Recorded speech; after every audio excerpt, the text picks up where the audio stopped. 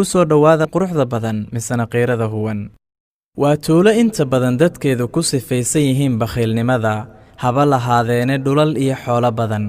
Nash'ad oo ah wiilka qisadu ku saabsan tahay waxaa dhalay hooyo iyo aabbe cayr ama faqiira. markii da'diisu gaartay 10 sano wuxuu ahaa wiilka ugu aqoonta iyo xifdiga badan qur-aanka kariimka, laakiin isagoo da'daas jira ayuu dhintay aabbihii. adeerkiisii hodanka ahaa ee waxaystana waa u diiday inuu kafaalo qaada noloshiisa, sii raaciyo dadkii tuulada degganaa maba danayn mana eegin arrinta wiilkan, cid garab u fidisayna ma jirin. lan tanaalu albirra xataa tunfiquu mimma tuxibbuun wamaa tunfiquu min shayin faina allaha bihi caliim. ma gaaraysaan samafal intaad wax ka bixinaysaan waxaad jeceshihiin, waxaad bixisaanna eebbe waa og yahay. waxay ku qasbanaatay hooyadii inay waddo una geyso walaalaheeda oo degganaa magaalada. halkaas ayuu ku barbaaray Nash'ad kuna dhammaystirtay waxbarashadiisii, isagoo ahaa mid ku tilmaaman dhug, caqli iyo garaad badni. wuxuu la shaqo bilaabay abtiyaashii isagoo muddo kooban gudaheed ku noqday nin hantiilo ah. maalin ayuu maqlay in tuuladii reeradayaashii ee uu ku dhashay ay doonayaan dhisidda masjid, xukuumadduna ku tabarrucday dhulkii laga dhisi lahaa masjidka. wuxuu ogaaday in dadkii baqiilada ahaa ee tuuladiisa aysan soo ururin muddo 6 bilood ah lacagtii lagu dhisi lahaa masjidka. wuxuu soo qaatay gaarigiisii raaxada isagoo ku wajahan halkii loogu talagalay in laga dhiso masjidka iyadoon qofna aysan garan. wuxuuna ku tabarrucay lacag ku filan dhisidda masjidka 2 meelood meel. dadkii tuulada ayaa soo dhoweeyey iyagoo weydiiyey magaciisa, balse ma carabaabin magaciisa. wuxuuna u sheegay inuu soo noqon doono 2 bilood kadib, balse uu u eego waxay fali doonaan. markii uu soo laabtay ayuu arkay iyagoo dhismihii masjidka ku guda jira. mar labaad ayuuna bixiyey lacag kale.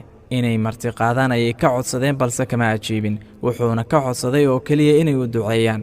bil kadib markuu soo laabtay wuxuu arkay iyagoo dhammaystiray dhismihii masjidka.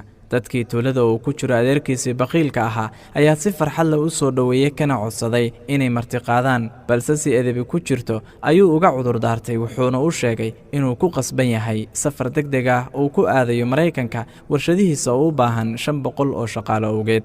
shaqaalahaasna uu ka keeni doono tuulada dariska ay yihiin. dadkii tuuladu aad bay ugu farxeen, waxayse ku yidhaahdeen oo maad shaqaalahaas 500 ah ka wadatay tuuladeenna. wuu ku waafaqay wuxuuna yidhi, maadaama aad masjidka dhisteen ayaan idinku sharfayaa shaqaale qorista, balse waxaa la idinka doonayaa inaad diyaarisaan baasaboorrada shaqaalahaasi 500 ah. baasaboor kastana waxaad soo raacinaysaan xoogaa lacaga, inta kalena aniga ayaa dabaraya ayuu u sii raaciyey. isla markiiba fulintii hawshaasi ayay u degdegeen. 24 saacadood kadib waxay soo diyaariyeen 500 ee qof baasaboorradooda iyo xoogaagii lacagta ahaa ee baasaboor weliba la raacinayey. inta yaabay ayuu hoosu yidhi, yaab ayaad leedihiin, faqrina waad sheeganayseen, masjidka dhismihiisa ma adna bilaabin muddo 6 bilooda, haddana waxaanu lacaga iyo baasaboorraba waa soo diyaariseen idinkoo weliba raalli ah. 2 isbuuc kadib baasaboorradii ayuu ciwaanka masjidka ugu soo diray. 1 bil ayay sugayeen balse muu imaan. 2 bilood kadib waxaa timid hooyadii dhashay Nash'ad. dadkii tuuladuna ay wada garanayeen. mar qura ayay kadis ku noqotay muuqaalka hooyada Nash'ad oo isbedelay, wadatana gaari qurux badan, sidoo kalena xiran dhar qaali ah oo qiimo sare huwan. kadis iyo u qaadan waa ay la noqoto dadkii tuulada waxay indhahooda ku arkayaan. aad ayayna uga yaxyaxeen ama uga qajileen ficilkoodii oo waxay hooyadii Nash'ad weydiiyeen, aaway wiilkaagii? waxay ugu jawaabtay 1 saac kadib ayuu isaga iyo abtigiiba imaan doonaan.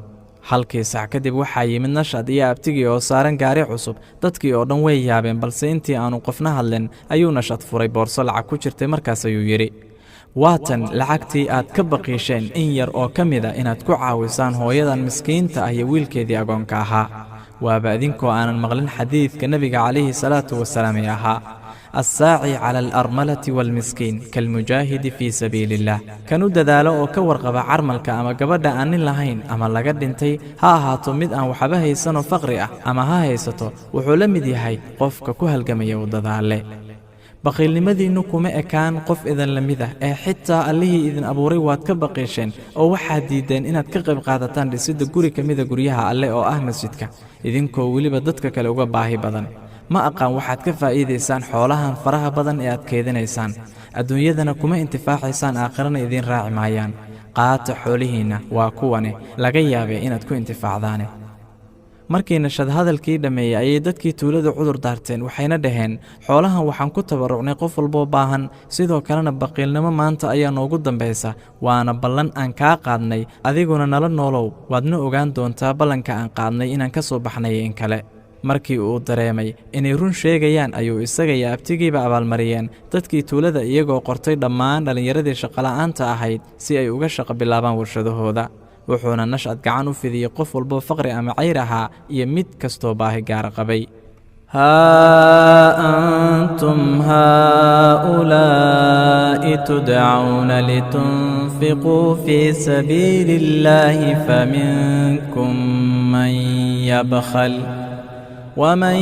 يبخل فإنما يبخل عن نفسه والله الغني وأنتم الفقراء وإن تتولوا يستبدل قوما غيركم ثم لا يكونوا أمثالكم kuwaas xaqa rumeeyo waxaa laydinku yeeri inaad jidka eebba wax ku bixisaan waxaase idinka mida kuwa ku baqayli ruuxiisa baqayla wuxuu un ka baqaylay naftiisa eebbana waa hodan idinkuna waxaad tihiin fuqaro haddaad xaqa ka jeedsataanna wuxuu eebbe idinku beddeli kuwo kale oon idinla mid noqonayn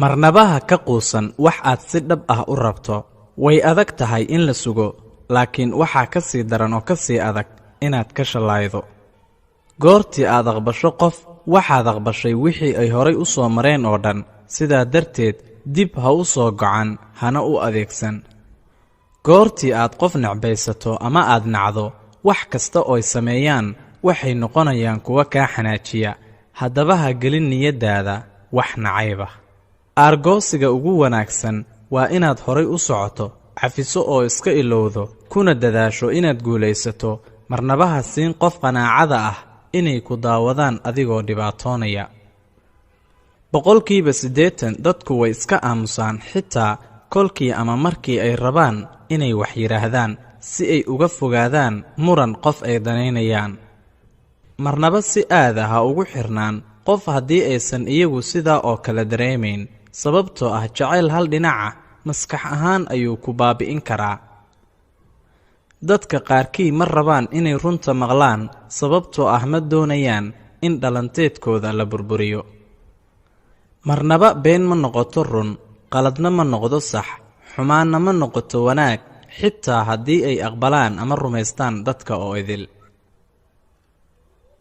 yaysan ku gelin kalsooni saa'id ah ama yeedadiilo badan goortii qof kugu yidhaahdo waan ku jeclahay su'aasha saxda ah waxaa weeye ilaa iyo goorma sababtoo ah sida xilliyada sanadka isu bedbedelaan ayay dadkuna isku beddelaan goortii iyo xilligii xumaan lagu sameeyo dadka daciifka ah way aargoostaan dadka xoogganna way cafiyaan dadka caqliga badanna way hilmaamaan qofna ma oga halganka aad ku jirto qofna ma oga murugadaada qofna ma oga xanuunkaada laakiin waxay dhammaan ogaadaan oo sii wadwadaan haddaad samayso hal qalad dadka qalbiga fiican wax badan bay dadka caawiyaan wax badan bay bixiyaan si dhab ahay wax u jeclaadaan haddana waxaa soo gaara waxyeellada iyo dhibaatooyinka iyo mushkilaadka ugu badan waxayna awoodaan inay ku qariyaan kun dareen oo murugo ah hal dhoolla caddayn oo farxad iyo furfurnaansho ah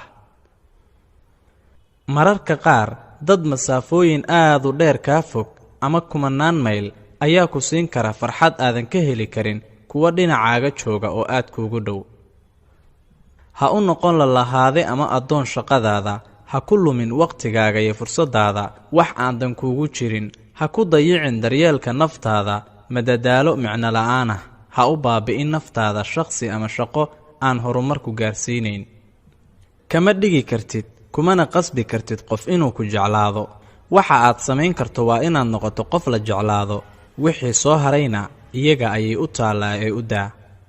Calaamadaha qaangaarnimada dhabta ah waa markii qofku dhibaateeyo kadibna aad isku daydo in aad xaaladooda fahanto iyo waxa ay sidan u samaynayaan intii aad isku dayi lahayd inaad ka aargoosato. Si taxaddar iyo feejignaan leh u dhagayso sida qof uu u hadlo markuu wax kaaga sheegayo qof kale. Tani waa sida ay kaaga warramayaan markay dad kale kaala hadlayaan. Maalintu inay kuu noqoto mid khayr oo danahaagu kuu wada qabsoomaan waxay ku xiran tahay subaxii markaad hurdada ka soo kacdo wixii aad ku bilowdo. Halkii aad ku bilaabi lahayd inaad Facebook eegto ama email ka jawaabtid ama war dhagaysato, ku bilow Allihii ku siiyey fursadda labaad nolosha inaad u sujuuddo, xusto, ku shukrido, aadna ducaysatid. Mar kasta oo aadan fahmin dhibta nolosha ku haysata, indhaha isku qabo, neefso, gacmaha kor u taag, kadibna dheh, Ilaahow waan ogahay in wax kasta qorshahaaga ku socdaan, wax kastana sabab ku dhacaan. Ilaahow iga caawi sidii aan uga gudbi lahaa marxaladdan. Ha murugoon haddii dad aad abaal badan u gashay kugu jisaaraan ama cadow kugu noqdaan. Xusuuso Alle oo dadkan abuuray, nimco badan siiyey, ayay in badan ku caasiyeen, aysan adeecin awaamirtiisa. Maxaad filaysaa adigoo maskiin daciif ah? Waa caafimaadka waxa ah hantida dhabta ah ee ma aha xoogaa dahaba ama lacaga.